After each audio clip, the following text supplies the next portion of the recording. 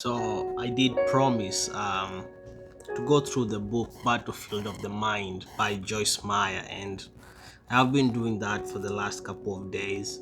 I haven't finished the whole book yet, but uh, I just want to give like the lessons I learned through chapters 1, 2, and 3 because I thought I would do it on a chapter by chapter basis, and then I realized that I'm gonna have so many videos with the same message, but if I take a chunk of it and deliver that first, then I can do a few videos on the book and hit the point straight up.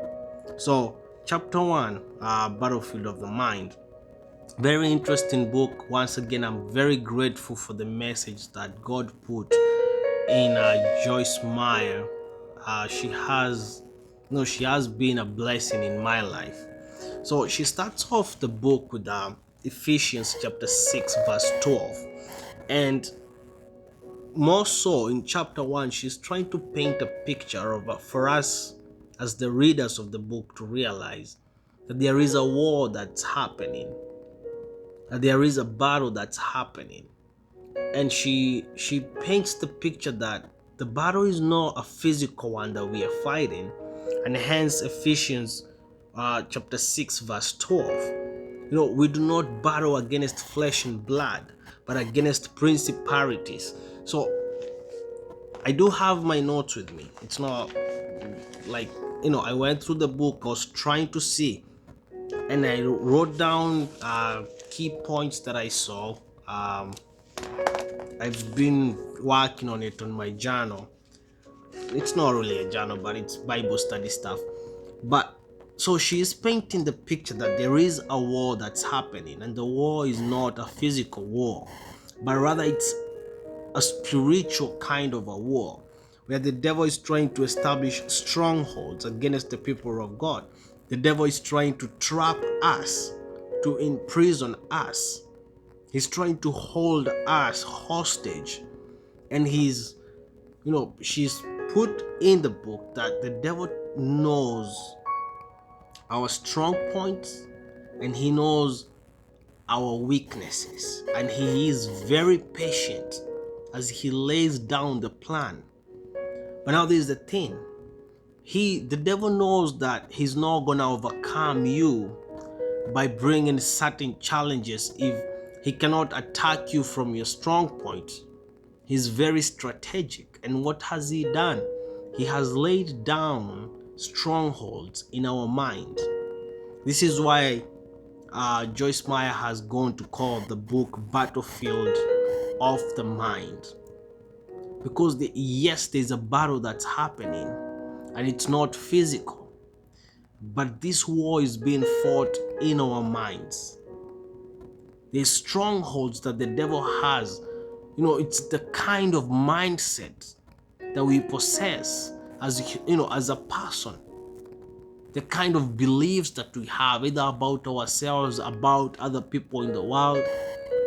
And this is so interesting to me because I was thinking about my own self. What are some of the mindsets that I already have? Some of them I do not even know that they are wrong, because you've grown up that way. I've grown up that way. You've grown up thinking that that's the way things are. And what influences my thinking? What influences my mindset, my attitude? Could be things that happened to me in the past. It could be things that have been put in my head by what I'm feeding my mind every single day. And she has also outlined that we are engaged in a war, and Satan is our enemy, and the mind is the battlefield, and the devil works diligently to set up strongholds in our mind, and he does it through strategy and deceit. One thing we should always remember about the devil is that he's the father of all lies. Don't forget that. And he's not in a hurry. He's taking his time to work out his plan. So every day, the devil is trying to influence you. He's trying to plant a thought, he's putting a seed in your head every day, trying to influence how you think. It might, and he mostly puts negative thoughts in us, and it could probably not even be thoughts about our own selves, but how we perceive other people. So Joyce Meyer has even put a parable of her own in the book, concerning Mary and her husband John, and she has tried to show us how their past experiences in their childhood influenced what they thought of their partner, what they thought of themselves in their marriage, and this led to their marriage not even working. I, you know, and these things are true, because how we think of ourselves, how we think of the people around us, ultimately determines how we behave around them. So this is not a concept that is so far off. But she goes ahead to outline how can we, how can we come off this situation of negative thinking, this situation of tearing down, breaking down the strongholds that the devil has on us. How can we do that? And one of the things that she has really emphasized, really emphasized on, is the word of God. Knowing God, having the knowledge of the word of God. This is very important. So we must get the knowledge of the word of God. We must know what God says about us. I need to know what God says about me, and I must make a deliberate effort every day, not just dwell on the negative stuff, not just dwell on the things that are out there to destroy me, to destroy those around me. I must purpose to think right. I must purpose in my head to think of the things that are going to bring growth, things that are going, like people say joy is personal. You know why?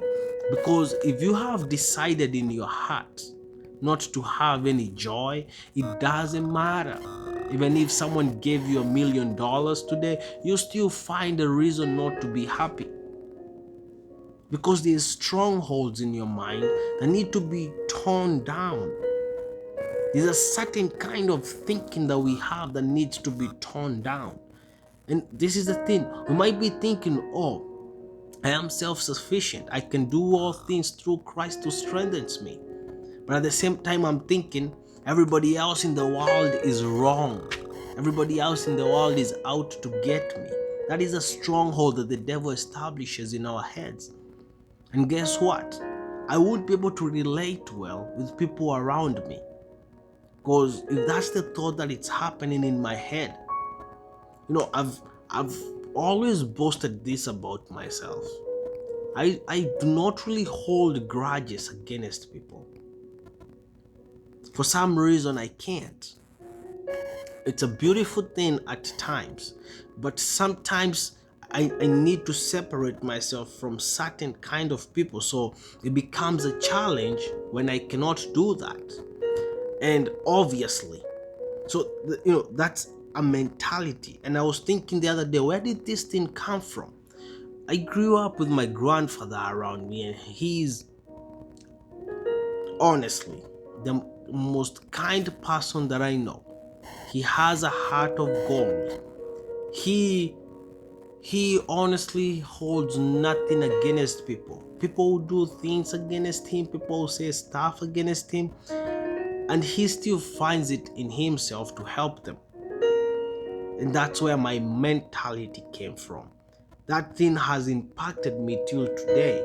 It's in there in my head that always do good even to those who do harm towards you. It's always there.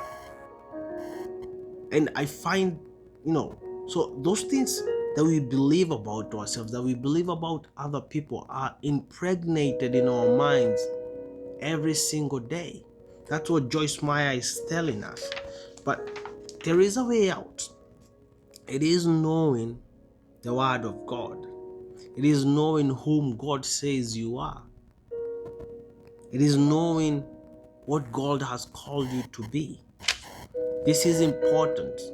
And during these times of isolation, taking a break from work and everything, it's up to us to meditate on whom we are, on the perceptions, the attitudes, our thinking. Do we have the right kind of thinking?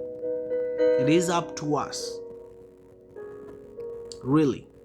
Nobody else is going to do this for you. If you want to dwell on negative thinking, it's a decision you're making right now. But if you want to take the next step, change your thinking, you have to influence your mind with the right kind of attitude. You have to influence your mind with the right things. This is important for each and every person. So purpose every day to think right. Purpose every day to have the right mindset. Be mindful of the things that you think about. God bless you. That's just chapter 1. I thought I could, I'm seeing that time is moving fast. So let us keep it real without thinking, and let us keep it Jesus. And we're gonna look into chapter 2 in the next video. I'm probably gonna do this back to back. Because of time, it looks like I'm gonna have to do it chapter by chapter. But God bless you. Keep it real. Keep it Jesus.